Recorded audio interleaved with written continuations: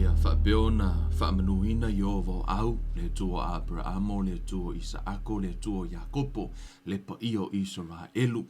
Yesu ki riso lo tātou wa li'i mo lo tātou whahola o io le Nasareta, o lo tātou whahola, ia, leu whapeona whaola ina ai o tātou wa nganga ala ilona maliu ilungo le sātauru. O ia lava leo te whaatalo whātua i le pa ia manamamalu si tātou wa tunu, sungai whawhia ngainga, o wharetua matausi ele ngā te leo tina matama mātutua, ea male loa loa si tātou wa tunu, me se fōi o tau le whanau wa le atua, ea wāwhia fōi le tātou polo kalaime le so ina, ea o le tātou a onga tusi pa ia peo na iai i vai aso taitasi, i le aso lua ma astofi, po aso lua, ea leo te whaatalo whātua ia te auto, i le swafa manumalo Yesu ke riso, e le nei fo ia fiafi ia malor so i fu malor fo lau ia o te loa le o tātou tu vai mai nei fiafi so ino tātou pro kala pi tātou talo le tō mātou tama mātou te watu yo luma i lono fo ali i tama o le lofa tu noa ma whaatangi sia tama loa lofa tu noa i le nei fiafi le lofa tu noa tama i ala i loa nganga pa ia se i lingi i fo tama e ta tala o mātou mata o lau whanau ta tala o lātou loto, e le ngata fo i leo lātou mawhauwhau, le nganga tamasi e fo ia te i lātou, le nganga i le whaalinga ma le poto, ma le ata mai, e mala malama ai i mea lilo lo malo, e le ngata fo i le ata ma, fesoso ani mai lo wanganga, se i o mātou vai tonuina lau a fionga le neia fiafi, aua ne ita i se ina i mātou tama, whaia neia o onga mara matau i o luma, tama ia ona e ile tatununga au no molo wanganga pa ia ele mawhai o na mātou whaamatalaina ale au no fo i malo wanganga pa ia ele mawhai o na mātou malama ai a vea lau upu le neia fiafi se i toe tatala i o mātou loto ma toe tatala i la mātou va ai si o mātou va ai le lau tele le maua lunga le loto ma le lau tele o lo walofa tu noa i o mātou tangata e ala ia Yesu ke riso le ngata i leta mau le manuia wa uma ona e saunia mo lau whanau tama wa uma ona e apolo misia te i mātou whaamanuianga e ala i lo walo pele leta ma mātou te watu e yo luma se e fe soani mai ta mai lo nei tangata o whaamatalaina lau upu au mai le ngangana whaingo fie au mai le whaalinga au mai e upu ma whaata inga e whaingo fio na malama ai o mātou tangata o le tatalo lea maleulenga e ala tusoafa o Yesu ke riso ma whaamoe lo wanganga pa ia feta lai o le neia fiafi a o mātou whalongolongo o le tusoafa o Yesu ke riso wa ole mawala au tuai nei amene ma amene Haleluia o te ilo sa moa le sa o lo whanga solo tātou mata upu o le believer the authority of a believer o te lo umo no whawina whaavau na mata upu whaatasi fo ia masetasi o vaenga o umo na wa iei uma mau ia whaatasi fo i male fiong pa ia lea tua whatever ai o ai oe ia ke riso ia te lo te milo lumana ia a o fo in tohio o ili tātou a o onga ia mara tātou talatana no fo ia ala ua iei lo malama anga nei fiafi a o Fabiana fatino ina tātou a onga i le aso sa no utala no ai le si itianga o le ekalesia e o me le aso sa e o me le temine o se me o lo mamafa pe lo loto le mata upu no utala no ai to e whaalongolongo ai o se vaenga o te iloa e ao ona whaamatalaina i le teimi le nei ia pole i tū la fo i le nei ona o te iloa o le toa tele o tātou ma o se tasi fo o mata upu e sea a o ina pe tala no ina i tonu e kalesia ia a tonu fo e pa iai ia e fo le tele o fesili o le fesili mua lava o lo tātou fesili ai po o fea o iai le manuia o Yesu ke riso o le a fo i le wingo o whaamangalonga o tātou wangasala o le a fo i le whaamasinonga a le atua po o le tātou te ola ai a o me le whaamasinonga o lo no winga e tātou te e le o mautonu a tātou pe tātou te sao le langi pele ai o fesili nei, o lo tu fesili pe ai, sa o tu fesili fo ia uia, o la ma tupu ai au tadia Yesu ave mali ima faola, o le tele o fesili lo ma fau o fapea,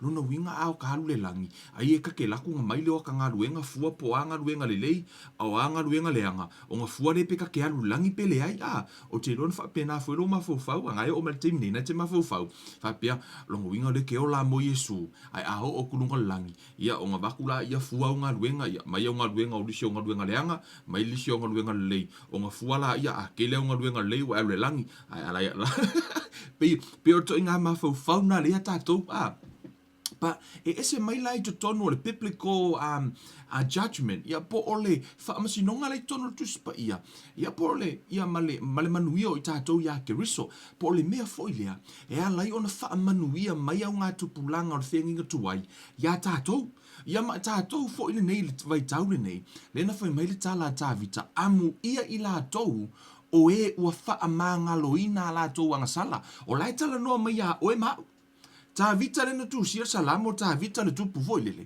na fa amu ia ile salamo fo mai amu ia ila to o e wa fa mangaloina la to wanga sala amen ia a tono na lava o me te mine o le lava crash ka ko si di na vai na amen so te talo ne fiafi te tala lau fa longo ia fa pe fo yo na watu le upo le tua pe no fa yatu fa longo ye e malama ta au fi umani au fisili a o nga i per tato a o nga wa te le yo mata upu a o le o toma fai tu i se fa matalanga pe o le fo toma fai vai a tato mata upu i se au wala e mafai ona fa ngofie ona malama i tato na o tala no ile sa ile mata upu si tianga le kalesia a fai e so taimi ia ona e toe asiasi la ia ile tato ia il tato mata upu le sa ono le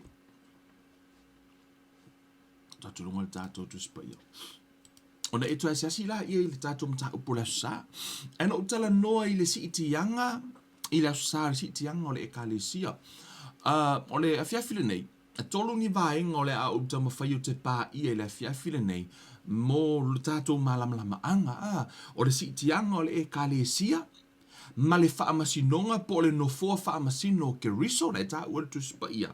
Whaatasi ai malo taui. Amen. Mai se o le lau tala noa ui i tangata e o si tianga ma le ta ua si tianga. Amen. I to tono le mātai o e luas fulu whaama le mātai o e luas fulu lima. O lai tala noa i mo mio whailonga o le toi sau o ke riso.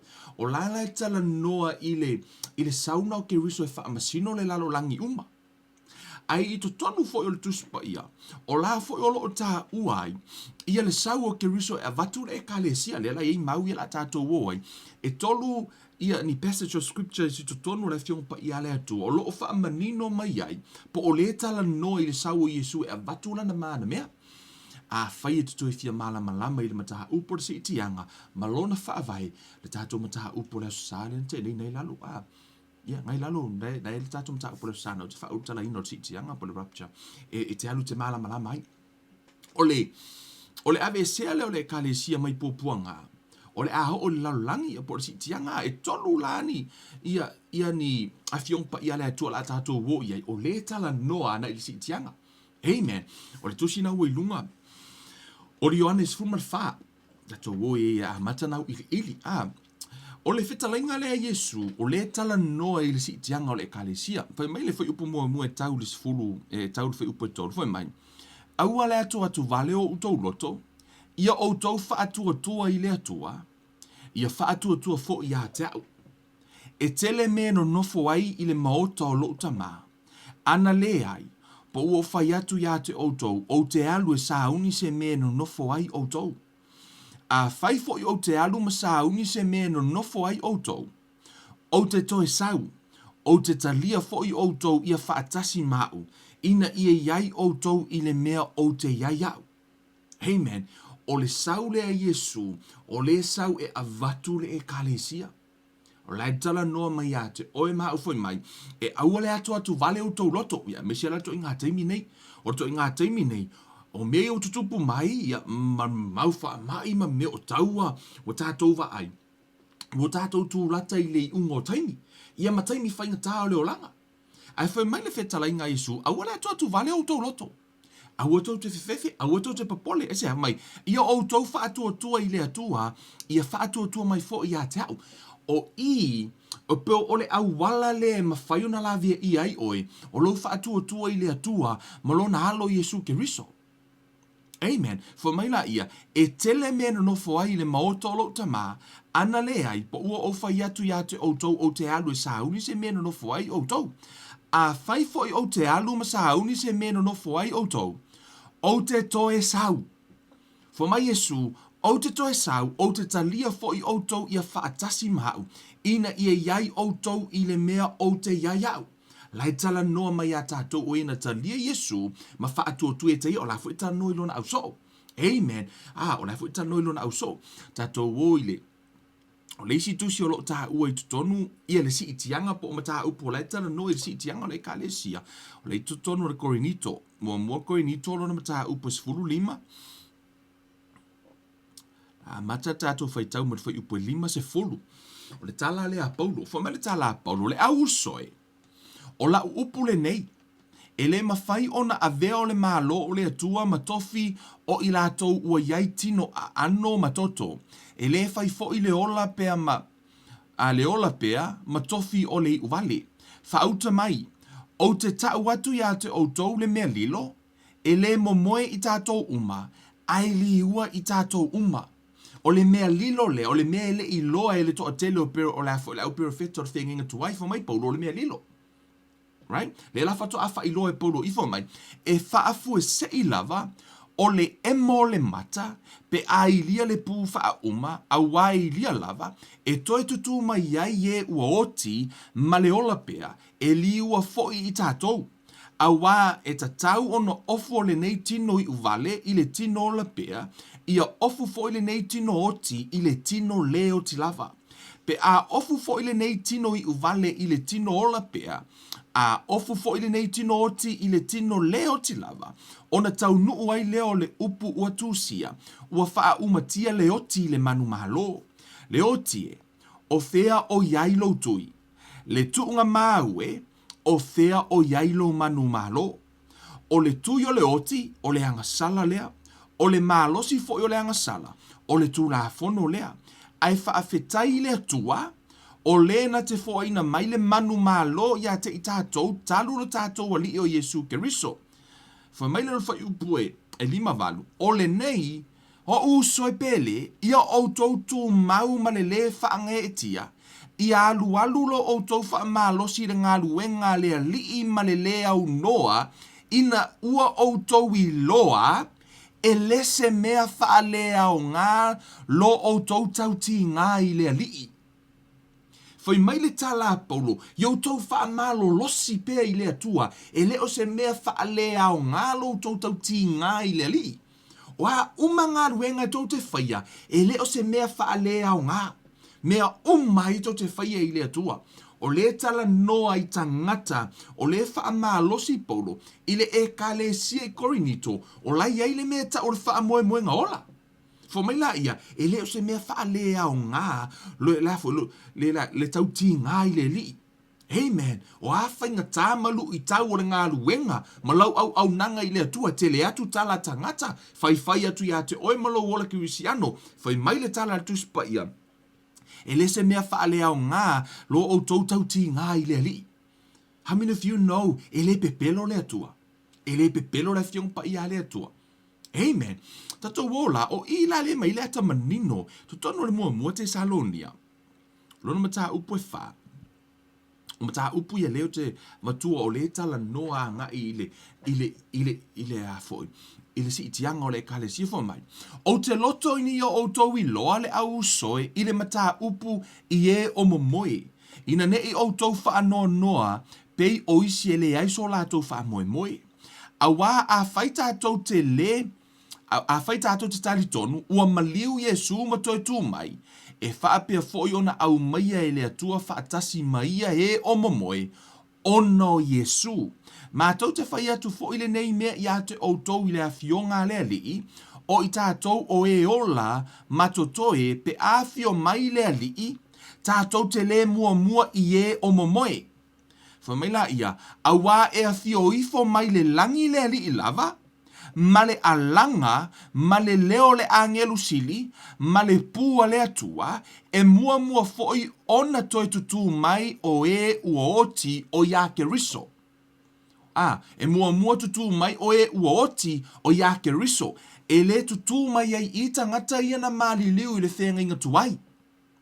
Amen. Paua tangata e mua tutu mai I o e na whioti o ia ke riso.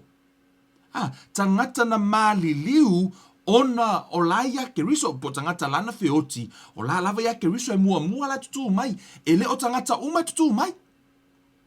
E tutu mai ia na o tangata na oti o ia ke riso. O oe la le te whaola ina po oe le ua etalia Yesu fo mai la ia. Ona whaafua se I lea ona ave ina hae I tātou. O e ola matotoi whaatasi ma I lātou I ao, ina ia wheta iai ma lea lii le vānimo nimo. Ona tātou whaatasi pea lava lea ma lea lii, o le nei ia outou whe wha ma whana hai I nei upu. Amen. Tu sa, oe whai tauru mānai, o le tā ua whai upus furu vad. Whamari whai upus furu ma le valu, o le nei ia outou whe wha ma whana I nei upu. Therefore, comfort one another with these words. For Amplified Version, therefore, comfort and encourage one another with these words. Nei pēra le mea leo te whaia. Ina ua utana noi le mataha upu lea. O leo ua utango encourage outou e wha amalosi. E le mawhai ona o encouraging outou pe a whai o le taimi lea, le pe a whai li ua tātou tino I taimi o pōpuanga. E le whaamalosia oi, right? Ai whaamalosia oi a ke riso, pe a uwhai atu, o e afo, I whaamawhana oi, e sau Yesu nungo au, e ave ese oi. E lavia ia oi, pe lavia ia le ekalesia, I to tonu la, o e lua la saunga Yesu, pe lua vaenga o le sau Yesu, o le sau I lungo au. Amen. Le sau ai, ma le saunga le ti e mai le sor whanua pai. Le tala no, e le whaalinga si furma reiva. Le ala e sau I lo I na Yesu, o le sau ngalang na Yesu e sau I whaamasino la lang. Amen. O le si itianga la, o le mele tupu mua, a ele I tupu le fitu tau sanga o popua ngā titele I le lalangi. Amen. Popua ngā titele na le tātu te whaitau o I mō meo, o I pufo I e le sa saa, le ko I kiki koru, tolu vai whao o lalangi, pepe manu oi o le sami mau malaia o le whaamasinonga le atua o le toa sa o le atua le lasa sa le toa sa o le atua le laulangi hipo le toa sa o le atua a tātou whaitau for tuspa ia o le toa sa o le atua I le lalolangi na mua ave ese noa a ele islilingi alona toa sa le laulangi na whai e le atua le awala e lave ia I noa ai le lilingi inga na le toa sa o le atua ia so toma makomoro sa whaapiona tango le atua ve ese ia lota malona ainga. Amen. E pe o ina te vaai e ile na turo o le atua e mua na tango ave ese ia le awa mio tonu whaatau nuula I o lona toa sa whaape na fo ila o tātou e le yeise toa sa o le atua ia te oe whamai wa ia whaia le lenga ma ia e ala ia Yesu ke riso. O le ua le leila le tangata o oe wa talia Yesu o la walua le leima le atua. Walua le leila ma le atua e le lilingia la lona toa sa ia te oe. Asea, ora fo la walua le lei. E ala ia Yesu, e le o sau mea na whai. E ala ia Yesu. Amen. O Yesu la, o le tātou pio I le taula I le tātou wa onga. O le tātou wha moenga sili. Amen. So, o le vaenga nā le lo te tala noa tuai le no tā ua le sa I to e sia I tata no moa a tili e le vaenga le nai staimi. O le isi vaenga o le utala noa I fo I le fiafile nei. O lo taui. Amen. O nā. Le lau tango e tā ua atu ia. Avele e kalesia. Amen. So tango mua whaamatala mua le tau. Yono wan rola I le whaamasinonga le la whai whaamasinonga a ke riso. Le tā ua tono tuspa ia. E tele nisi, la to te whai mai fo le wau whaalongo whaapea tala nisi. Awa kako ke au ngai le atua onga o kaui. Awa ni tato au ngai le atua o se me maua, ono o se taui. It be sound spiritual fo ilele. Ai le biblical. Ia, le tatu e vatu. O le tele o fiongo pa ia le atua, o lai tala noa i le taui o le tangata a mio tonu. Amen. E ia fiongo pa ia le atua, o lai tala noa i le taui o le tangata a mio tonu. Tatu ola i whai upur tu pa ia, i tonu le Roma. Amen. Tonu tu se ruta. Amen. I tonu le ruta. Amen. Okay, loa tua tu se ruta. Ele yo o alfa i kau le si o la la vai papa e lava lau pe por ku se ruta. Ruta lona mata upe e lua foi upe sfulma le lua. Foi mai. Ia to tongi o vai lau ngā luenga, ia tu uina mai ia te oe se tau i tele mai a Jehova, le atua o Israelu, wa e sau e whaatua tua i lalo o ona apa au. Amen. O lai tala noa i le taui, o le au nanga ma le whaatua tua i le atua. O le isi foi upu le tutonu, te mo tutonu le lua, no fua i ngā tupu, sfuru lima, pe o te whaatua nisi o foi upu mai le tele o foi upu. O lai tala noa i le taui o le ami o tonu, po le taui o le whaatua tua. Amen. Foi mai, ia whaamalo losi o tou, au a foi tou te lima vai vai, au wae tau ia o tou ngā ruenga. Amen. Hallelujah. Fa mai o tau whaamalo losi, au a foito te lima vai vai, a wae tau ia au tau ngā luenga, au ana ingalo ia tau tau, o le tala noa foi upu ia, i tangata ami o tonu po tangata o talia Yesu e ve mali in whaola. Le tala noa i foi upu nei, po tangata o le whaatua tua i le whenga tuai, i le whenga fau, o le tatu tala noa i tangata ua tonu ia po ami o tonu i lumo le atua, e ala ia Yesu ke riso, i tonu le tusia mata yo. Amen. O le mātai o. Pēno whai ato nisi nei o mau. O lai tala noa i le tau i o le tangata mi o tonu po oe maa wā. I te tonu le mātai o e lima whai upas fulmaritasi. Whai mai le, whetalai ngā, a Yesu wha mai, amu ia o tou pe ala tou upu le hanga, ma whaasa wā ia te o tou, ma la tou tua ina pe pelo o tou i mele anga uma ona o au. Wha mai la ia o tou oli mafia lava, a wā oile langilo o tou tau e tele. A wā na whaapeo na lātou whaasa wā i perofeta, o e na mua i a te o tou. Whai mai a wā oile langi lo o tou tau e tele. O lai e le langi lo o tātou taui. Amen. Pe o whai ato whai upu ai o leo te tango e vatu. E whaasino tua i a te oe. O lai tala noa le tusipa ia i le tau i o le tangata ami o tonu. Amen. Hallelujah. I tutono le mātai o sfulu ono. Amen.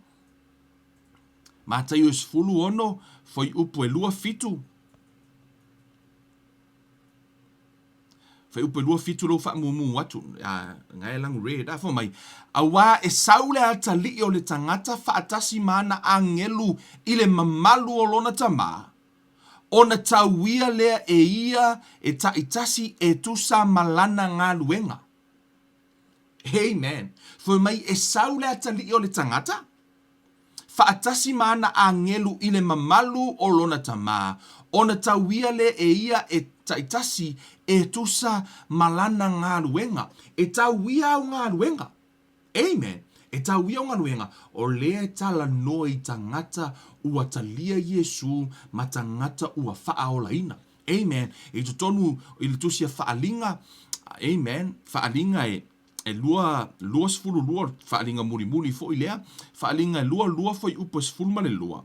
Wha mai whetalai ngā Yesu i fo mai whauta. Fo i. O te vave alu atu. Ua ia te au fo i le taui. O te taui ta itasi atu i a tusa malana ua whai. Amen. E iei le taui o le tangata mi o tonu. O oe le te whaalongolongo mai. O au ngā ruenga o mana e whai. E iei lo na taui. Foi mai le whetalai ngā Yesu, foi mai e o lava i le ipu vai. Mātai o se furu foi upo e whārua, I think. Foi mai e o lava i le ipu vai e te tau aveina i le ingo o se soo. Foi mai tala tuspa ia, e le mau lo na taui. E le ai mase ngā ruenga i lalo le lalo langi ngei o ke loa. E ke lako e vaku se ipu vai e kaui mai oi. Amen. E te thiu e su e ni ka ngaka ke au ngai ngei e kauia oi. I se ipu vai. Ai whai mai le tuspa ia o ngā ruenga o marena e tauia. Wha mai tala Yesu e taui. Amen. E taui. Le la umatatu tala noa i nai le vaenga na i lo taui. Amen. A o lea lo la tātou wo. Amen. I la fiafile nei. O le whaamasinonga o le no fō ke riso. Amen. Sa o tā ua. E lua whaamasinonga ese o lo tā ua i le tu spaia. Amen. Whaamasinonga mua. Tangoi whaamau lalo. Whai atu e lua whaamasinonga ese o lo i tonu spaia. Whaamasinonga mua. Whaamasinonga o le no fōa whaamasino Yesu ke riso. O le whaamasinonga lea. E tupu i le taimi le es whailisi itianga. O le taimi tong nuale whai lea lako si kianga. E ku kupu ngai lalo langi. Ai lai whai le price giving a ka kourungo langi. I meo o tātou tau wafa mai Yesu. E sau o mai mana angelu. E o mai ma au mai. E sau ma mai lana taui. Le taui o lea. Le taui o le. O e mau ngā ruenga. Le la whaamasino. O le whaamasinonga la lea. Tato o le tusi. Tato o le reference. Tato o le tonu le. Lua korinito. O lona foi upu, mata upu e 5, foi upu se fulu. Foi mai. A wata tau te tutu atu umalava i luma o le no foa whaamasino o ke riso e tatawai, ina ia taitasi matali i mea na whaia i le tino, e pei o mea na whaia, pele lei, pele anga. Amen. O le whaamasino lea i luma o le no foa ke riso. Po le whaamasino ke riso, i luma o le no fō whaamasino ke riso. O le whaamasinonga la lea, e tupu le whaamasinonga lea, i le teimi lewa avele e kalesia le Rapture. O le teimi lo le na, e whaamasino le lai kukupu whaafika auri le lalolangi. Amen. O la e enjoy tātou i le langi. Amen. E kalesia. So, o le la tātou hua e vali atu. O leisi whaamasino ngā lai, o le no o le rafo, po leisi whaamasino ngā lai tutonu o le tuspa ia. Lai te mo i tua le tusia whaalinga. Le whaamasino ngā lea, whaalinga e lua se fulu, foi upa se fulu ma le tasi.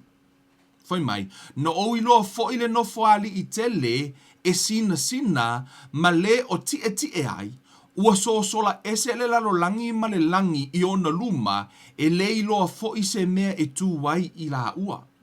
Amen. O ia ona e whai taurola i lalo i lea. I le whaingo le whaamasinonga na wha mai ua tāla ai tusi. Amen. O le whaamasinonga la lea. O le whaamasinonga le no fo sina. Amen. O le whaamasinonga le la tātou tala noa ai nei. O le whaamasinonga le no fō ke riso, po le whaamasino ino ngā luenga. Le la tatu e watu umamau, e te iloai, ma e iloai foi, le tā ua o lau mele e whai le teimile nei. Amen. Ia wai tau wia umau ngā luenga. Amen. O lau tupele ave le lotu. Le la iloa nei le fiafi le ngei, o i ngei le ke iloai, po o pe eise kaui o lau kupenga, pe le eise taui. O le foi la iloa le fiafi le nei, po o i lau meana e whai. Pe o Mose ka wipo ngai mai maule kaimi le tātou te nofo. Ai le o tātou, ai le o Mose te imea. E tolo a iei o le langi. Amen. Hallelujah. Sa tā ua Yesu whaamasinonga i e lua. Na ia tā ua i tutonu ni Ioane 5. Amen. Mana tua oe. O le whaamasinonga le tua i le. I whaalinga le na tā ua nei. Whaamasinonga e. No fua sina. Whaalinga e luas furu whai upu e sfu maltasi. Lai whaingoa ina o lea, watutu mai o e oti. Amen. I le whaamasinonga o le e kalesia o e momoe. Fo mai o e ola. Amen. A o tua i o e na oti. Nga oti nono winga, ele i ola le anganga o la lava i oti. Na fe oti lai le tino, tuko e fe oki le anganga. O le lato whaamasinonga la na. Amen. Le au le whaola ina ia Yesu ke riso. I le tusia Ioane o nona mata upu e 5. Foi upu e 2 ma le 8.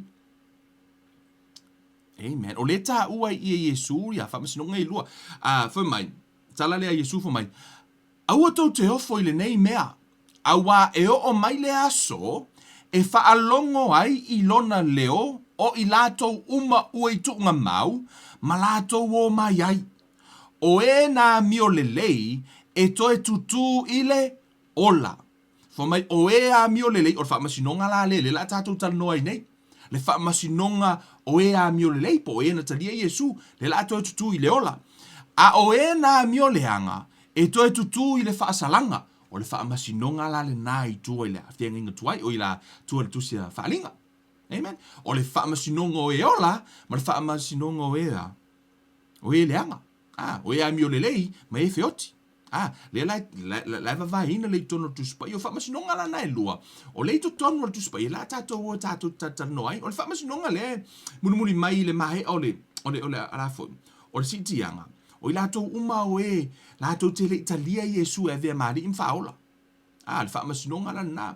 So, o le whaamasinoga lea, le whaamasinoga o le no fōkeri, so le la tātou tatano le fiafi nei, e le o se whaamasinoga i loa ai, pe whaasala o e pe te alu i se oli.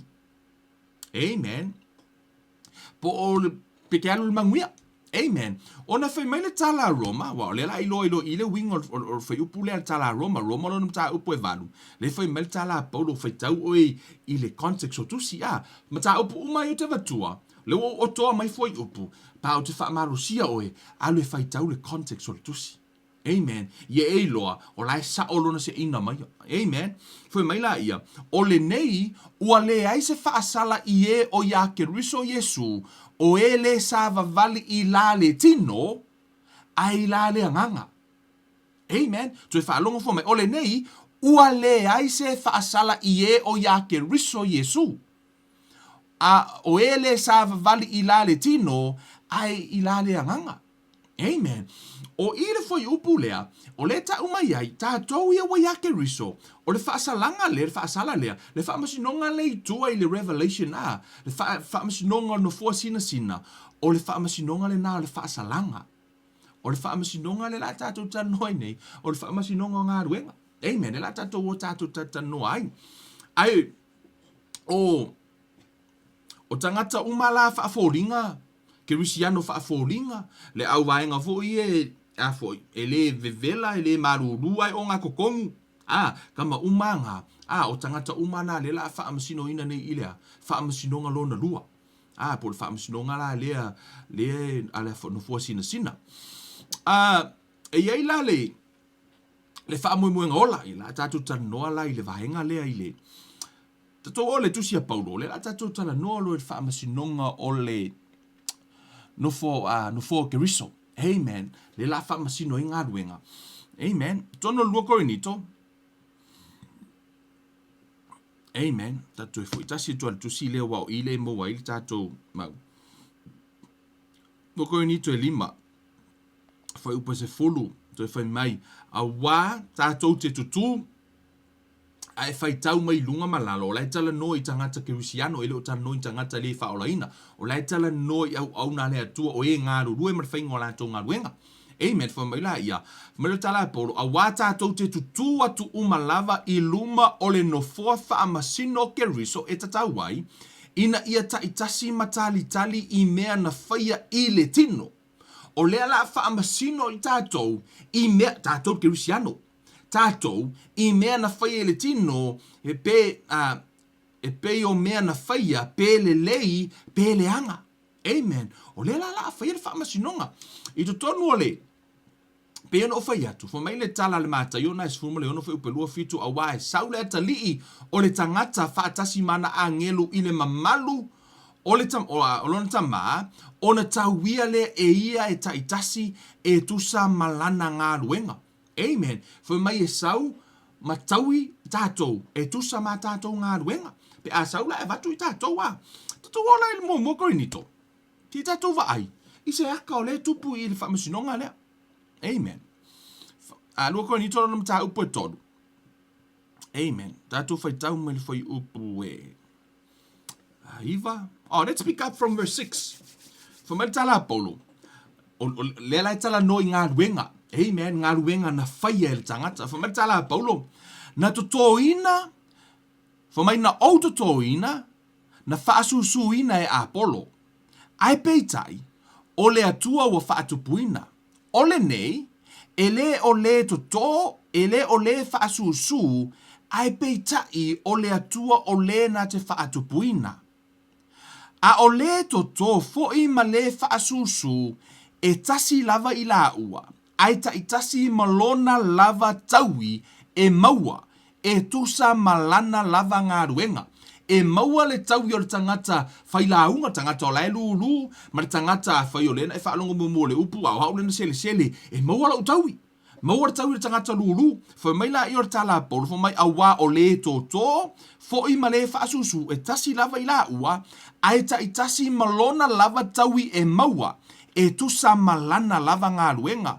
Awa o le au whai ngā luenga i mātou whaatasi ma le atua, o outou o le whaato anga le atua, o outou o le fale o whai, na whai o le atua.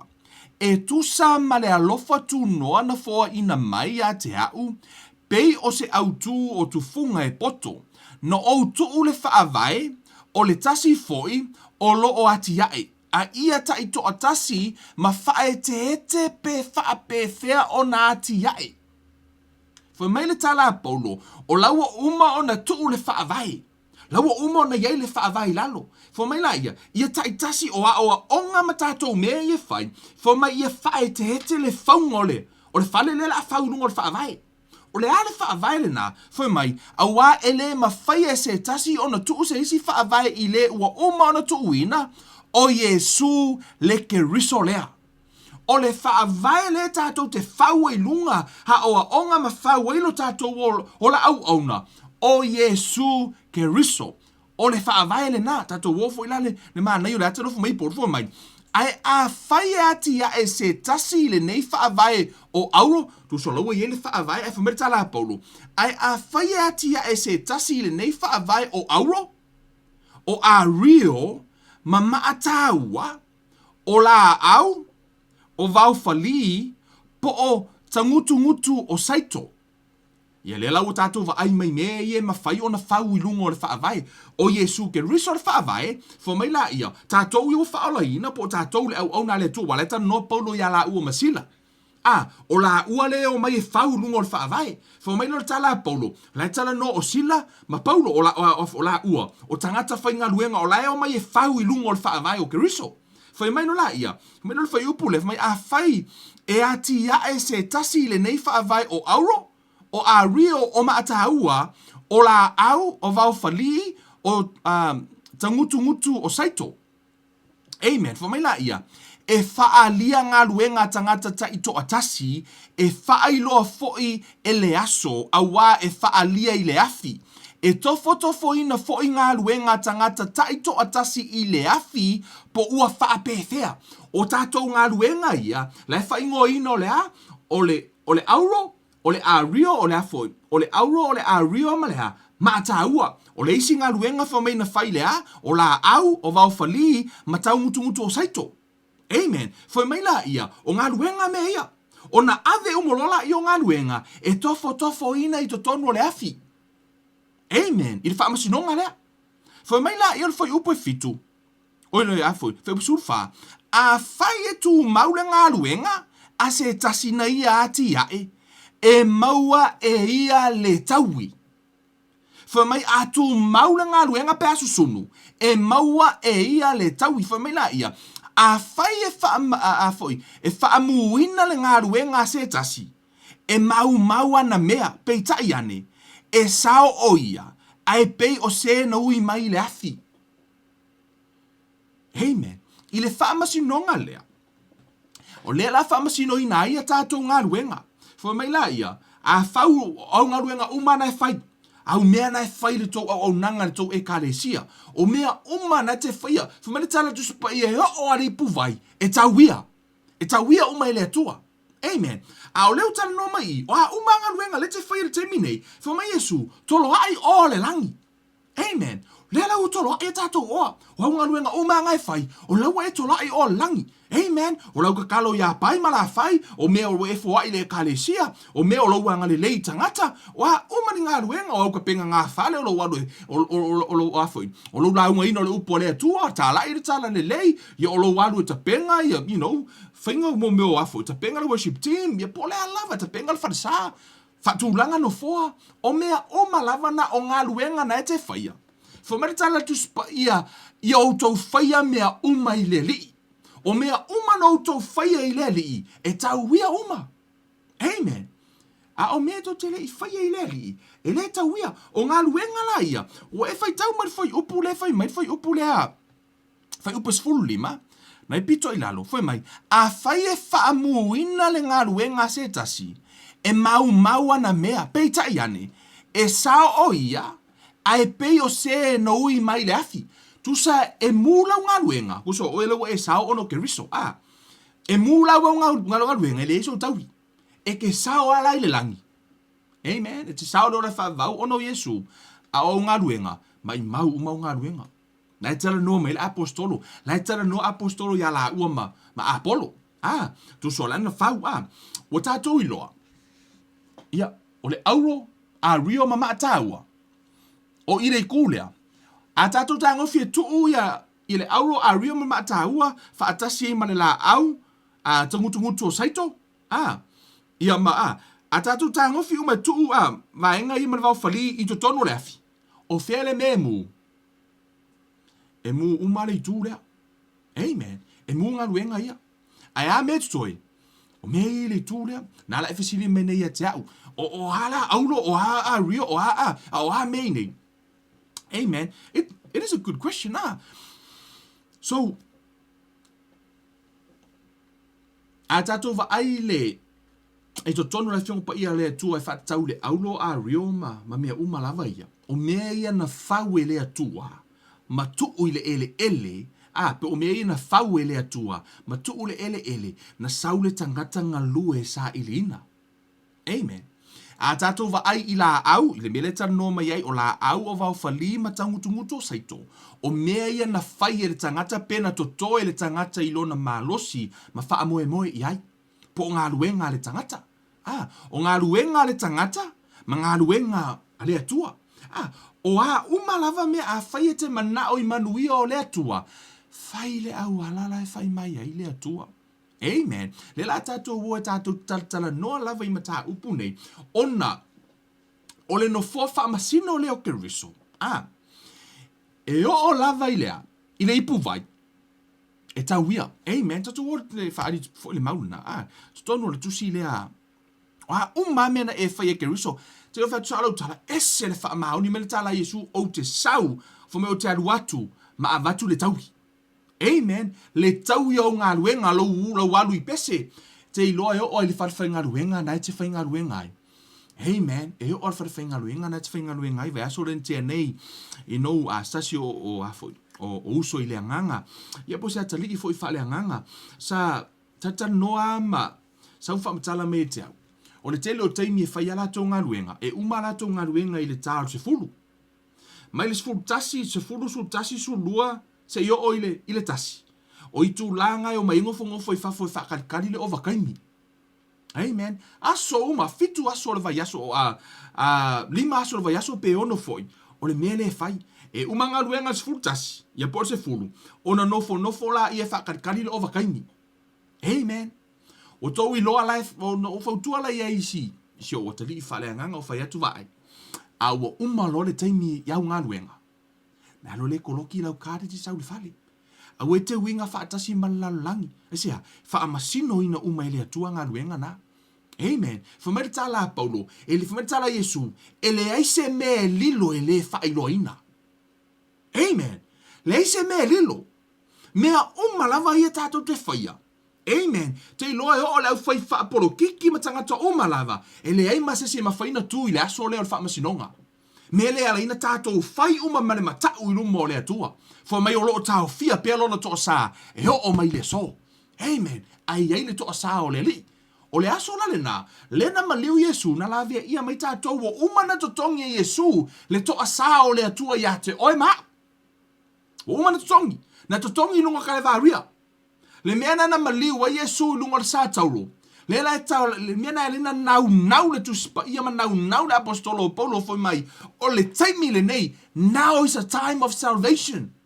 Foi me o le taimi le nei o le whaola tanga. Le taimi le nei o le talio Yesu o le alofanga le mo oe ma. Amen. Foi me le tala Yesu yo to tolo ai o le langi. Foi me o to tolo ai o le nei lano langi. Ai tolo ai o le langi to le mata yo. Amen. Te mana o e te iloa, le tā ua o le wha amasinonga lea, ma le mea o lo o wha apenu no, ma le tusu pa ifa, mai le mua ko ni tusu lima wha upoe lima varu wha mai, i alu walu lo o tau wha malosi ngā luenga lea lii, ma le lea au noa, ina ia o tau i loa, e le se mea wha lea o ngā lo tau ti ngā i le lii, o lo ta lio Yesu e vea ma lii ma wha ola, e le o se mea tau ti ngā luenga umalava na e whaia i lumo lea tua, e tau ia uma oe. Amen. Le lua tā lana na e tango tu le homeless i lunga le au wala e lua atu sesi. E tau wia e le atua. Amen. Ta tu wole mātai o. Amen. Mātai o leo lona mata upu e ono. Amen. Hallelujah. E ese le tā ua o louva ai. Amen. Le wha maoni o le atua. E ala iana folanga. Mana wha manuianga o le miana le nafo e malitus pa ia o manuia o manuia o la ia ke riso. Fuma Yesu o nei o le ala upumoni ma le ola le lava se tasi alu atu tama pe ale u yatu yate ia. Fuma o le ua iai le atalii ua yate ia le ola e whaavavau. Amen. O le taimi lawe te talia a Yesu o na ua e ola e whaavavau. O le winga na o le tala a Yesu le na whai mai. O le tutu mai nei nisi e le o yate ila tau le oti. Tonu ina matai o le e ono. Tato o whai tau whai upo e lua fitu. Amen. Foi mai. O ai e aso o a... Foi upo e lua fitu. Amen. Matai o sfurma leono. Sorry guys. Matai o sfurma leono. Foi upo e lua fitu. Foi mai. Awa... Fa mai awa e saule atali o tangata faatasi mana angelu ile mamalu o lona tama. Ona tawia le e ia e taitasi e tusa malana ngā luenga. Fa alona le whaipus fuma le varu e ilo le winga le whaipus lua varu fa mai. E moni o te whaiatu ia te outou. O lo o tutu mai i nei nisi e le o ia te ila tau le oti. Se ia la tau va ia le atali o tangata ua sau ilona malo. O le ale winga o le natala. Wa tātou i lo umalava, le ai masesi o kangaka le ngari kaimi o Yesu, e o mari kaimi ngei o ola i le lalolangi le nei. Amen. Wa whioti umalava.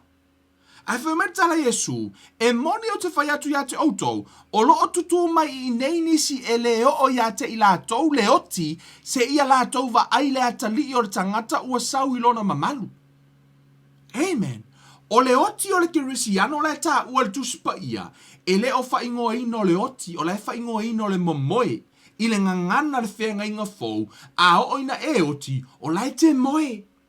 Amen. Pe o lau moe ana poa e ala me ana le la tai au, wha pēnā le tangata kirisiano. Po tangata ua talia Yesu e vea maari ima whaola, whamai le, foi o le tau i le tātou te tau whai tuturi. Lo tau mawhai o te alu foi tātou ma tā upu lea. O le tau i o ngā ruenga ona e ese le tāua. O lou i loa. E te ngalue. I aso uma. O le mai mau le taimi. Whamari tāla le tuspa i a redeeming the time because the days are evil.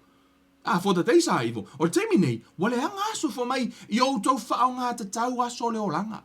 Awa ona po nei. Ua leanga. Amen. E tu tonu tatu utoe o tasi lawa i tua le. Ile tala le a Paulo. Amen. I tua ile mua kore nito. Lona mata upo e tolu. Foi upo se fulu Anga e se fulu lima. Foi mai. E tu samana lo tu no le tu no foi ina mai a te hau. Pe o se autu o tu funga e poto no o tu ule le whaavai o le tasi foi o lo o ati iae, a ia ta ito o tasi ma whae tete, pe wha pe whea o nā ati iae. Amen. Ma ai ngā luenga uma ia a wheo lau au nanga ia ke riso, ia e whae tete. Ina ia e au na ia ke riso, ia e whaia mea uma i le wha tua. O ngā luenga uma e te whaia e le, ei se wha tua na whaia, i pēna ona e alu ai whai o ngā waka, pe ngā lo walu le whonga kalo o ngā waka, laso le whonga kalo. Pe o e alu loku o ngā wakale loku. Amen. Po o lau whaalongo me fo i ono te imo Bible study. O mea uma e te whaia e te le whaia le wha Amen. Whaia te lango me whaia ke riso. Te tauna e iso taui. Amen. E te tau na Yesu taui. E tā ua tele. Fo me lo umana tu o le whaavae. O le whaavae la o ke riso. Amen. E ese le tā ua le whaavae ua umana tu o le whaavae o ke riso. O le tau I la o ngā luenga. Pea no whai atu. O tātou ngā luenga umalava le la tātou o tātou tanoai. O nei ese le tā ua o le vahenga le tanoa Yesu I. Mātai o se furufu me o le ipuvai. E kaui, ko ora le mātai o ono. Si tātou va ai. Por ale me puru nau a Yesu I lana whanau. Tangata po le au so opo I tātou. Oe o talia o ia vea mali I mawhaola. Le puru nau me Yesu I. Whamere tala Yesu I tutono le mātai o.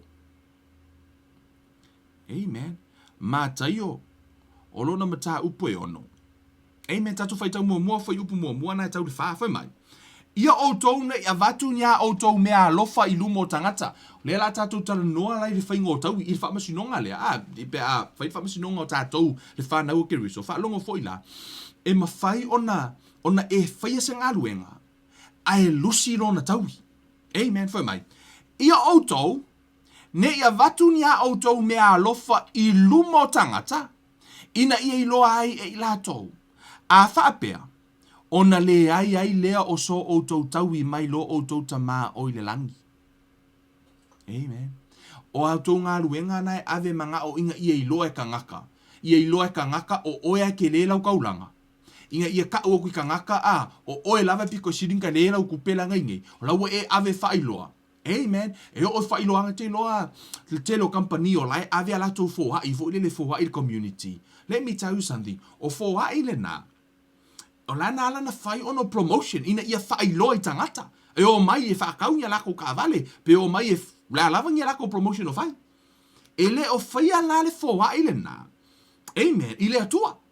O lai whai le fōa ile na, ina ia whai loi tangata. O maa kou e whapea. Amen. Fo mena tatu supa ia outou. Ne ia vatu nia outou mea alofa I luma o tangata, ina ia iloa ai e latou. A whaapea, ona le ai e leo so o tau taui, mai lo o tau tama o le langi, tu salava pe miliona tā lana e avea, e whaai lo I tangata. Fo mai, I le se taui, o le kau I lea, ma lo lava, ma lo, e se le lei, e si a inga, ma lo fai, ma lo lava, e se lo le lei, pauanga lo taui, se upu mai lea tua, misi a koa, no, kumertana tu spaya. Hey man, pawale kau ia oi. Malo lava. Ya malo lava. Ola, vi inga mai tangata. Amen. You know, au taulanga uma fo ngai fai le loku. Le ke leo kau langa le ngai. O au tono lo loto. Se ka ngoi fai le ke fai le aku ke manga. E lau mai lunga ia fa longo mai kanga ko ke le me ke loa pawale. Ya laki foi pe mo sa paki. Amen. Wai pawale me alis ka kara fai. You know, le mese so mai ngau kau langa o le ngai o lo le la ngau oi le ngaka ngau lo kupe ko ngau lunga langi ngau la langi ko ngau le langi wai le tau ia le to. Amen. Hallelujah. Fa mai la ia o lea falongo tala le a Yesu I fa mai o lea e avatu waini mea alofa awane I lia le pu I o luma pe ona fai e tangata pepelo I sunako maala ina ia vi ia o ila tau e tangata. E moni o te whai atu ia te outou, ua maua I lātou lo lātou taui. Amen. Hallelujah. Whai mai e avakungi mea maa. Awe ke halu wili le pō makau ia o haunga ngā vea ka avale le whai whiau. Ia o hau a leo ke kūmalo si whai whiau. Anga le ai a hau ele. Ino wa uma kakao le kale sianga e kala iai o oe. Whangpau. Wa uma kakao le kale sianga e whai ai o oe. O le melenga e whai o le melenga e whai. Roma ngā oea. Whai loa ka ngaka o oe le ke whenga luenga rea kua usi kakare ka whau. Fo meile tala tuspaia. Pau a leo lau kaui. Mai mau. Pau. Whangpau. Ya, kam fai mai, okay? Le la fmertala tu spaia.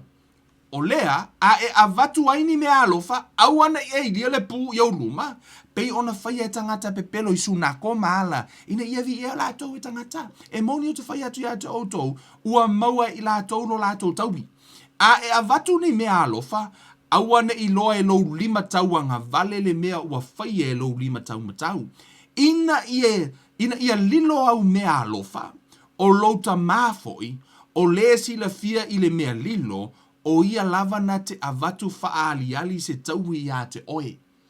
Amen. O le atua. A ona tauhi le atua ia te oe. E tauhi le atua i le lalo langi, ko e tauhi oe le langi. Amen. O le tauhi na le atua i le ngata e whaamanuia ia te oe i le lalo langi, a he toi whaamanuia fo ia te oe i le langi. Amen. O lea lai ave Yesu i ana fautuanga i lea. Ile fautuanga o le ave i la ia fo Yesu i le foi. Ia faatonunga le ave Yesu i le ausau. Amen. O mai lo ta upus fulma le iwa wana ta no mai lunga lalo mai na ta no pe ta talo ia lu me lilo Ho mai lo ta upus fulma i fo ma tala Yesu i fo mai. Le la ta no mai Yesu le fo ta no mai ta to fo mai. Aua, tau te tolo ai o amo o tau i le lalolangi, o iai le monga male ele e wha umati ai. O iai fo i tangata ngā oi e eli atu manga o iai. A ia o tau tolo ai o amo o tau i le langi e le o iai se monga po o se ele e wha umati ai. E le o iai fo i tangata ngā oi e eli atu manga o iai. Awa o le mea uai lo outou oa, e iai atoa fo'i mo outou loto. Amen. O le mea na iai lau oa, e iai fo'i ma lou loto. Foi mai outou tolo ai oa o le langi. Amen. I outou tolo ai oa o le langi. E iai la nisi peno ta ua i le amatanga. E iai nisi e whaapea whingo la tautala. Awa ko ke au ngai le atua o ngole kaui. O le tele yo afionga pa ia le atua la tala no i le tau i o le tangata mi o tonu. Amen. O le atua na whaia le taui. Amen. So tangata ngaloea. E te tau nei na taui. O le wha maoni o le atua. E to te iloa. E le wha o ngā ina fua ina o tau e le atua. Au tau mana o e wha o ngā o tau e le atua. Let me tell you something. E to tongi umai le atua o tau taui. Au tau au nei le lalo langi. E fasioti o tau le ti apolo. Toe susunu i se oli. I le wha masinonga le atua. E le o tau o le tala no i tangata ia. Amen. A o tangata ia au nei le atua. Ma wha malolosi i le atua. E whatu e o li puwai e tauia. O ngā luenga umalava. O mea umalava e tauia. E tauia umalava tātou. So o se ngā luenga o au mea e whai. O lo o sila fo whaunga o Jehova. Fo mele tala Yesu. E le aise mea lilo. E le whailoa ina. Nothing. Amen. Fo mele tala tuspa i o le alava le manatu o le tangata i lona loto. O ia lava le nā. O lai loa e le atua le mea na i lou loto. A whaina e foa ia se tupe te le. A o totonu o lou loto o lai e totonu o. O lai te ave wha atau vā se tangata. Po la fo te ave ne i e loa e tangata. Po la fo e te ave po le alava. A o ina susunu. Fo mele tala tuspa ia e mū mea nā. E sao ala o e ono Yesu. Ai mai mau au ngā ruenga le iso taui. Amen. Mai mau. Ai anga wha sa o le teimi nei. Amen. Thank God. O le we whaalongo le whiawhiri nei. From now on, o mea umalava le a e whaia. Le la ai tangolo adjust to yourself. Amen. Peke alu ka penga. Peke alu whaakulanga ngō fō le wharesa. Amen. Te whaia i le atua. Whaia le lei. E o lava i le fufuru inga o le toilet. Amen. Lei masesi o koe fia le fufuru le toilet i o le wharesa. Luaku lo o le temi e kera kuingei. Halu lo e. Se pole a lava lo kulanga. Pe o se ki a kongo po o se ngaka o mawalunga o kena ngiu whailonga mangiu suafo iai. Man, au na i le atua. E tau ia o e le atua. Amen. Te loa aso ua onga le onga tuspa ia. Let me tell you something. O te la tolo o iaitala anga o se tasio matai ta ua se tasio nuu. Amen. O le au le ta ua le suafo le. O le tama nei. Ai, o se tasio ali ta ua i tutono le nuu lea. Ua maliu sto e ina. Ai no latu yo. O tangata lea i taimi fo i meta fa polokiki. E fi nau matu di mai foi. Ia male pale mio le tunu o le taimi nei. Ai taimi o to ina lea. Ai no o latu lea onga. Te no to ina lea. O whalongo to ina lea o nalu fufuru le. Fale le ta o se tulo. So le maku wa i ngofor ko inga i lalo ma fufuru le. I lo whaalongo le suinga. O to ina le o nalu au nei le tua. E laku sili longa makai, sili le whaikoko ole.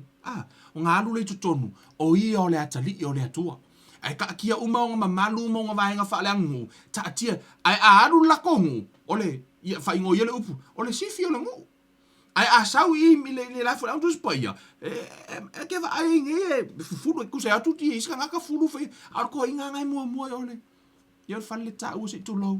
O se o onga fo ile mo ia ka ke laku ka I ko fa longo I kala. Ia ka I ye ile mangi ile ngio ka mamalu mangi o ka ele ngio ka makai ke kele fo ile ka wa mo avo ile lea au kala ko fa longo fa pesole le ngi ka ngaka sole le tala anga le tala noi tangata ile au nanga fo ile au no le tu amen ave eselon mamalu you know o ma ko finga ko le kalesia fese uma ai ka alo mar fulunga si kepu vo ile tala anga le fa matala le tala noi me mo tangata watu va eselon mamalu va ese uma lava ni tu langa o yai ai alu au na ile tu alu sa iliso na tau I mo le tu ese ono wo ye loa o nga ruenga uma na te faia la tau ia ile tu amen what a really great example for us for me tala tu spa ia to tonu le le tu si fo ile la e peru fo mai o ia foi fo mai o ia foi na te tau ia mai o e matuasa ili a te ia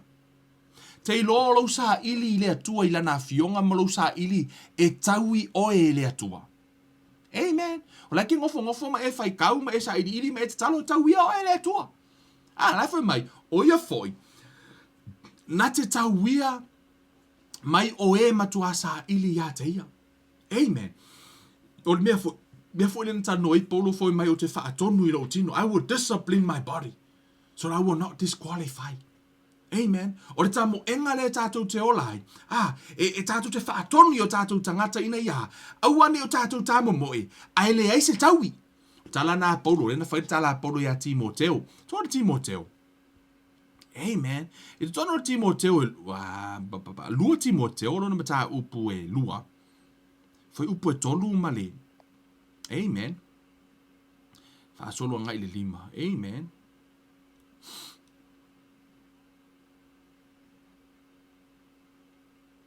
Alua Timoteo e vai tu pe sa ola umahua. Amen. Ti ko wa ku le mo Timoteo pe. Amen. Po mo wale tu si le lo mafofa. Hallelujah. Po si te de poia ra pasuto ro ko ya mama. Hallelujah. E tonu ole mo Timoteo lua fai upu tolu.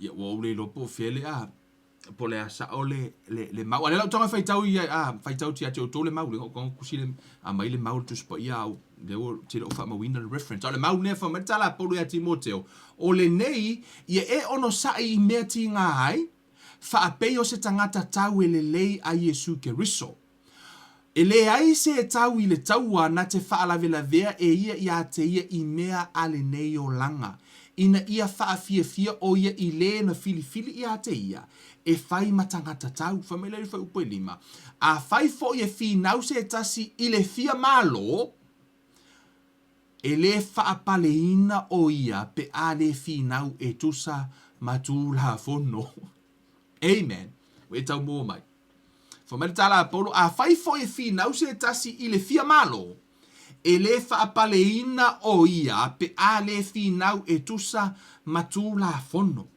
E le maua sou taui pe a fai e te le finau I le atua e tusa matu la fono pe tusa ma le finangalo le atua.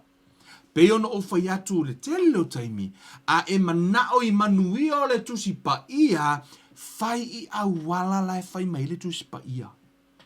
Amen. O la yei manu yo tu spaia e tele la tatou tau yo fatali mai ai yei le tau I pito I sili o na taua amen e yei le tau I pito I sili o na taua la tono tu spaia amen le tau I le na fai le atua ya apera amo fa mai o lo tau I e matua tele lava o fa mai le tala ai foi ale atua o a unei o lo talita o lo taui e matua tele lava o le taui pito I sili le amo I tātou o le atua o le a avea Yesu mo tātou tupu O ia o le tātou atua. O le anofo tupu i o tātou wola e whaavau. O ia, mai le tele o taui. O le taui pito i sili leo na tāua. Le taui pito i sili leo na tāua. Tono le kenese. Amen. Hallelujah. Hallelujah. Hallelujah. Whaafitai i lea tua i lona tau ia o tātou ngā ruenga. O mea uma i lona wha mahoni. Ai whamai lea tua ia apero amo i le taupu mua mua. Whamai ua mawai a mea. Ona tu lei mai leo le fionga i ova ia apero amo i le whaalinga ua whaapea mai apero amo e. Aua e te fefe. O au nei o lou talita. O lou tau i e matua tele lava. A e maua lea tua. Ua e maua manuia uma. A e maua Yesu, ua e maua le ola e whaavavau. O manuia uma o le atua. O laia Yesu. Whamai o le ua ia te ia le alo. Ua ia te ia le ola. O le ele o ia te ia le alo. Ele o ia te ia le ola. Amen. A e maua Yesu. Ua e maua le ola e whaavavau. Amen. Ua e maua le ola e whaavavau. Pe a e maua Yesu. O lea lava la e tātou te whio i laulangi le nei. Amen. Te tātou oe nai watu le mauna wai. I le lea le tau watu maa. Tōne mua le Ioane. Amen. O tātou teimi ma wha uma tōne tātou plo kalame nei e fiafi. I tōne mua Ioane. Mua Ioane o nono mataha upu e 5. Foi upu e 10 tasi. Foi mai. O le nei fo i le mau. Ua foa ina mai e le atua ia te i tātou, le ola e whaavavau. Amen. Hallelujah. Praise God. Eternal life. Fa mai, o le nei fo i le mau, ua foa ina mai e le atua ia te i tātou, le ola e whaavavau. Eternal life. Fa mai, ua foa i mai, fa mai. O le ola lava lea, ua ilona alo. O le ola e whaavavau, o la ia Yesu. Amen. Foi mai la ia. O le o ia te ia le alo, o ia te ia le ola. O le ele o ia te ia le alo, o le atua, ele o ia te ia le ola. Amen. O lo talia o Yesu, ua e mawai le ola. Le ola ea, le ola e whaavavau. Ele toi oti oi, le winga na le tala Yesu, le na whai leo vaenga, fwere no taua. Fwai me tala Yesu, o lo o tutu mai nei nisi, ele o iei le oti se ia o na toi fio mai le li.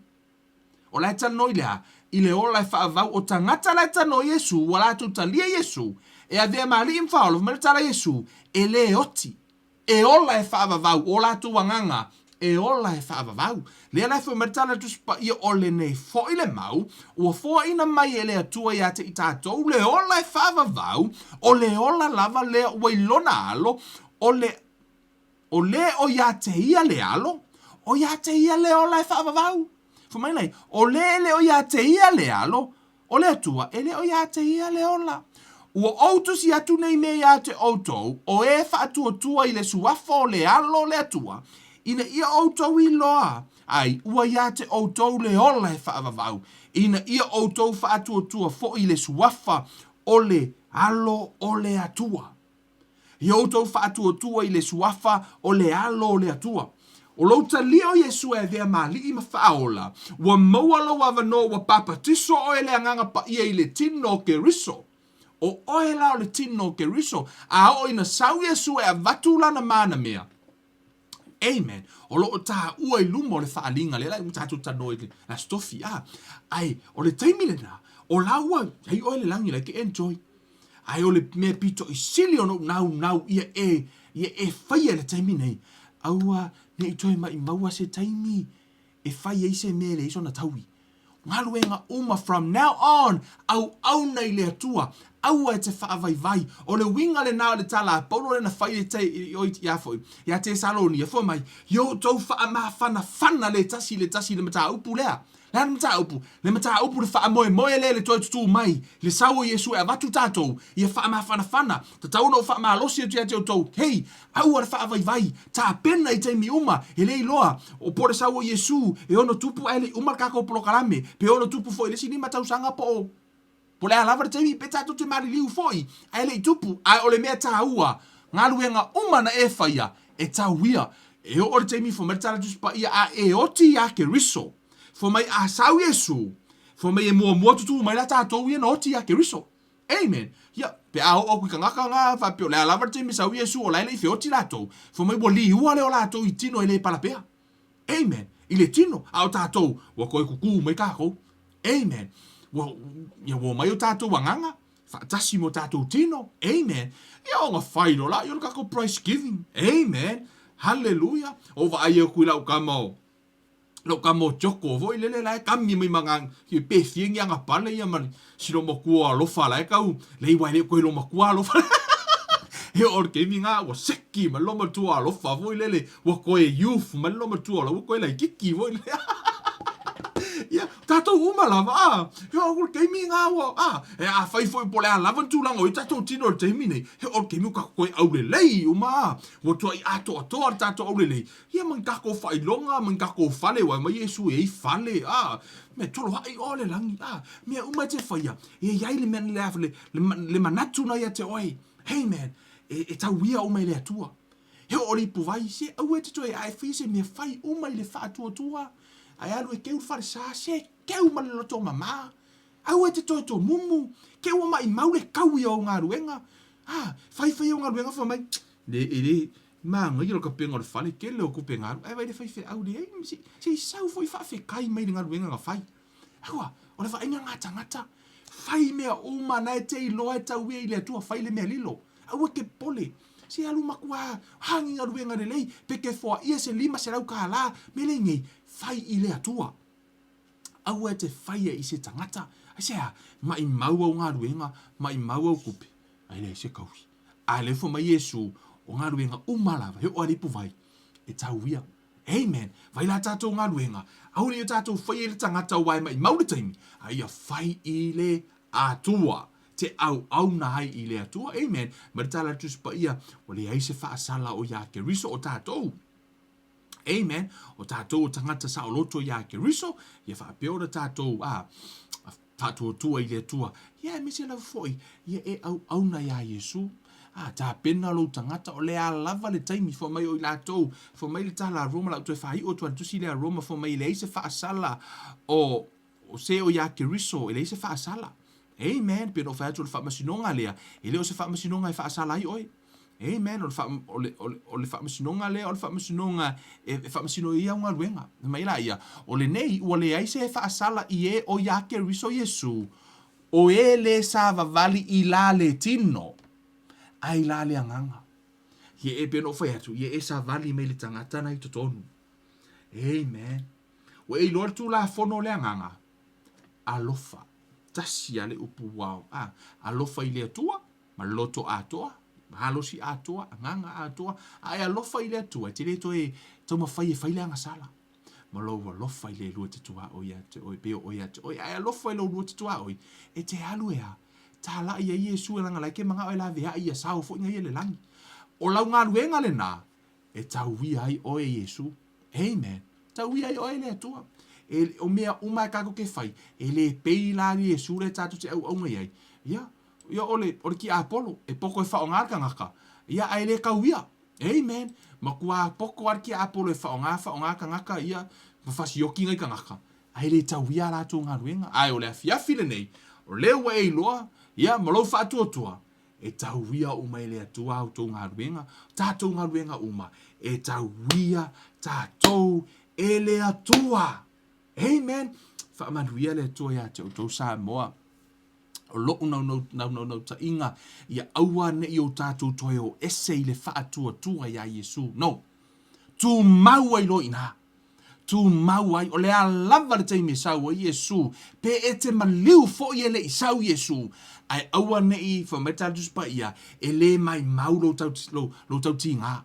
E tau wia uma o ele atua le wha maoni o le atua. Amen. A whai wa e fia talia Yesu e vea mali ma wha aora nei a fiafi wha fowina le lua maftanga. Hona au whai ar talo le wha aora tanga. Wha atasi I fo I matatalo le wha fowina o le maftanga.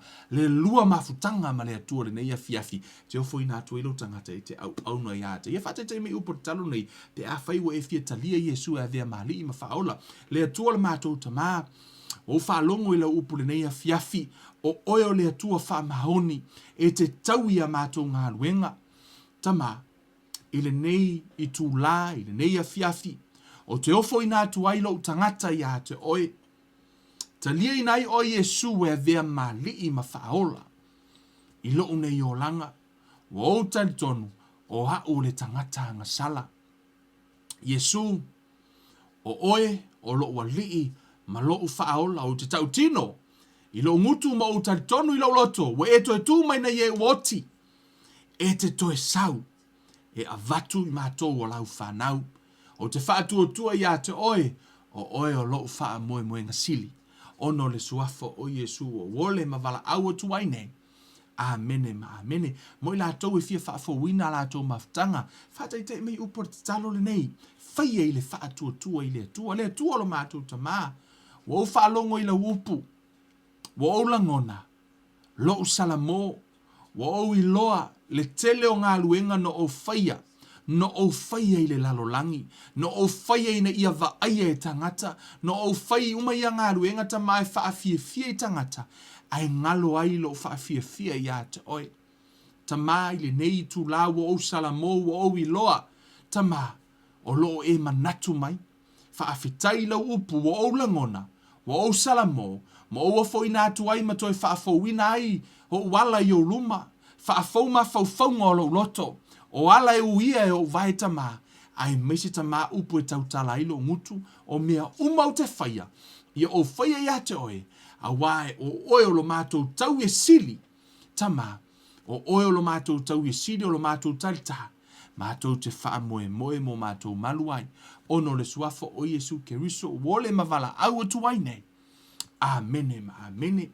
Sa moa, pe no whai atu e tau wia o e le atua, tau wia e le atua lo wanga le lei, o ngā luenga le lei umano o tau whaia, e tau wia o tau e Yesu, i le aso le whaamasinonga o tau ngā luenga, le whaamasinonga le no fōa o Keriso, tau wia hai. Amen. What a really nice e te ruatu lungo le langi o la yellow taui. Awa ne pe o tala Paulo, for mai e tofo ina umau tau ngā luenga i le afi.